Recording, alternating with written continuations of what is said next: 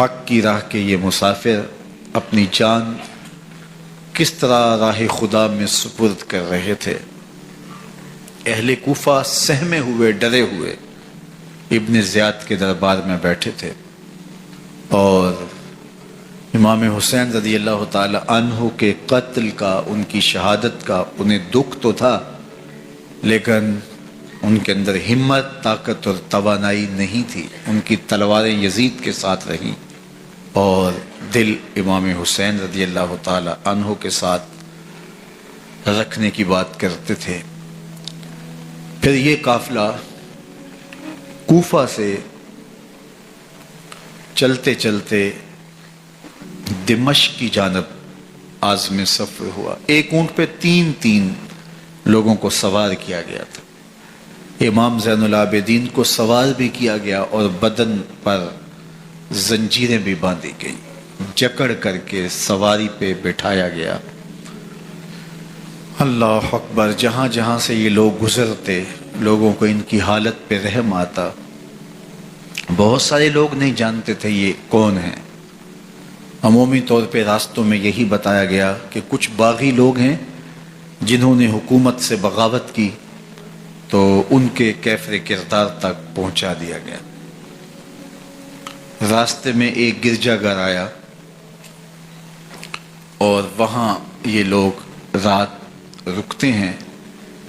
گرجا گھر کی دیوار پہ لکھا ہوا تھا: اترجو امت قتلت حسین شفاعت جدہ یوم الحساب۔ کیا وہ امت جنہوں نے حسین ابن علی کو شہید کیا، قیامت کے دن انہی کے نانے سے شفاعت مانگیں گے؟ کس منہ سے شفاعت طلب کریں گے؟ اسی حسین ابن علی کے نانا سے، جن کے بیٹے کو، جن کے شہزادے کو، نواسے کو ان لوگوں نے شہید کیا۔ جب یہ تقدس مآب قافلہ دمشق پہنچا تو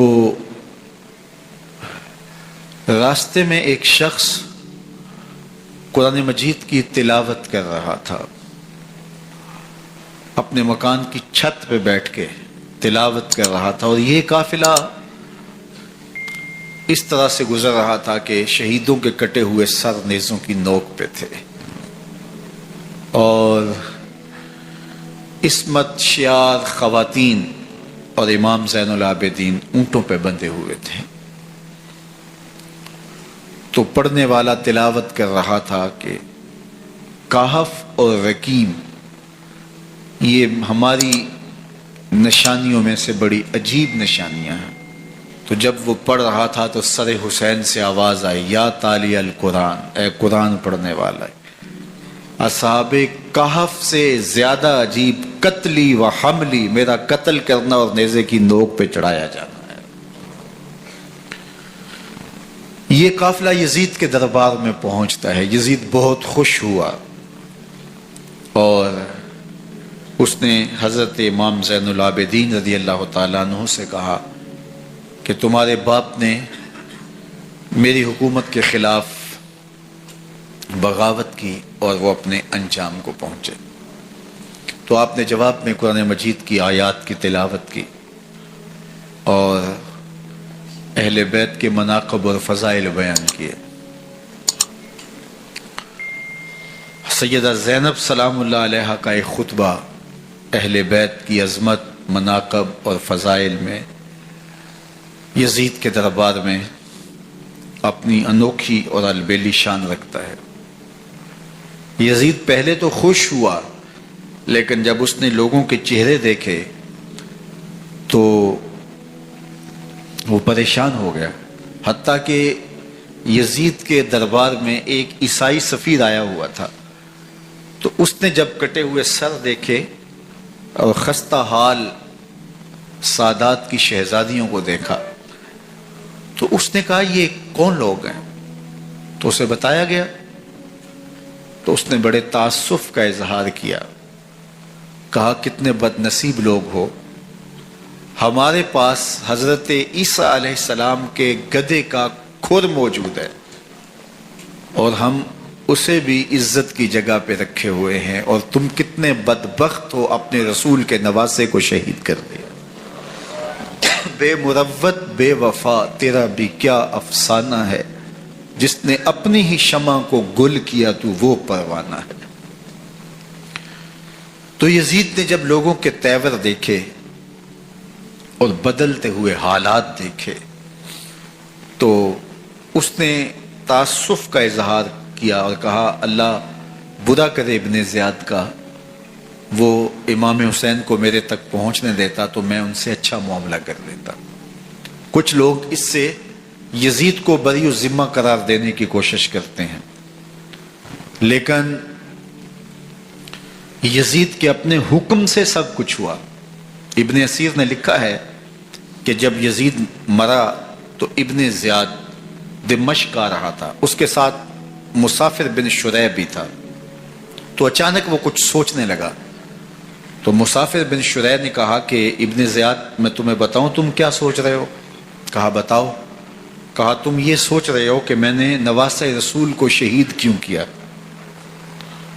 تو کہنے لگا کہ یہ مجھے یزید کا حکم تھا، اور اگر میں نواسہ رسول کو شہید نہ کرتا تو وہ مجھے قتل کر دیتا۔ اور جب مسلم بن عقبہ کو مدینہ المنورہ کی حرمت کو پامال کرنے کے لیے اور حضرت عبداللہ ابن زبیر رضی اللہ تعالیٰ عنہ کی خلافت کے اعلان کے بعد مکہ المکرمہ پر حملے کے لیے جو یزید نے بھیجا، تو اس سے قبل اس نے ابن زیاد کو کہا کہ یہ کام تم کرو۔ تو ابن زیاد نے جو جواب دیا وہ یہ تھا کہ میں تمہارے کہنے پہ پہلے ہی نواسہ رسول کو شہید کر چکا ہوں، اب نواسہ رسول کو شہید کرنا اور کعبۃ اللہ کی حرمت کو پامال کرنا، یہ دو چیزیں میں جمع نہیں کروں گا۔ اور اس نے بادشاہ کے حکم کا انکار کر دیا۔ تو یزید نے امام حسین رضی اللہ تعالیٰ عنہ کی شہادت کا حکم دیا تھا ابن زیاد کو، اور یہ دو گواہیاں میں نے ابن زیاد سے آپ کے سامنے رکھی۔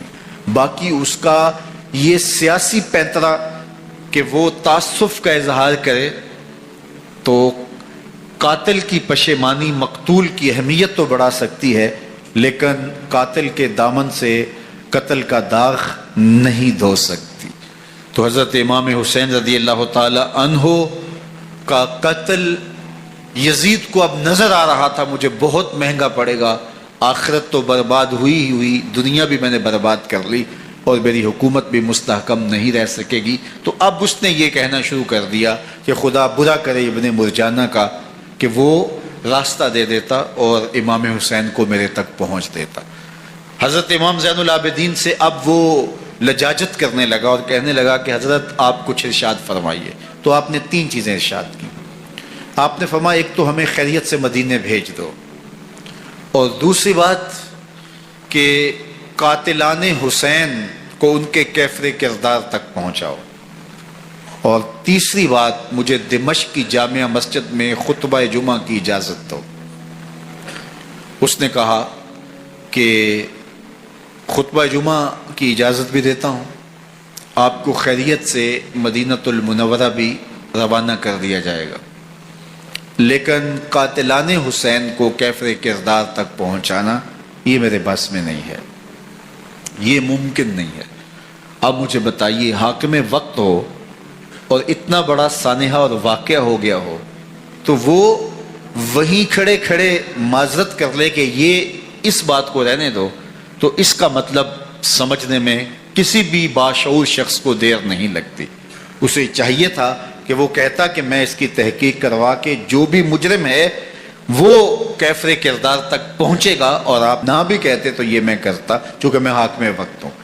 لیکن اس نے فوراً کہا کہ یہ ممکن نہیں ہے، تو اس کا مطلب کیا کہ مجرم میں خود ہوں، تو میں اس سے جو ہے وہ بچنا چاہتا ہوں۔ تو اس نے حضرت امام زین العابدین کو کہا دو شرطیں تو قبول ہیں، لیکن یہ تیسری شرط قبول نہیں ہے اور یہ ممکن نہیں ہے۔